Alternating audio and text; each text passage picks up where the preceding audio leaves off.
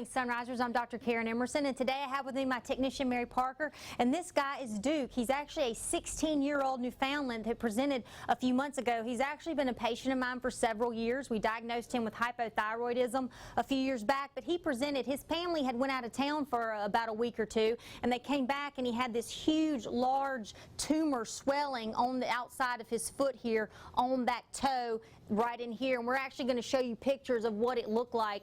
It was enormous. He couldn't even walk. Now, he is 16, so of course we did have some reservations, or they did, about putting him under anesthesia and having him undergo such an extensive procedure.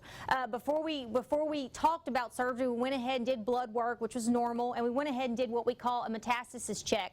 What that means is I checked internally for any other types of tumors that may help us try to figure out, is this just a tumor here, or do we have tumors in multiple places? Of course, his metastasis check was negative, so we went ahead with surgery. And him being 16, he did wonderful. He was under anesthesia a few hours because, like I said, we did have to do an orthopedic surgery where I went in and actually had to amputate most of his foot right here.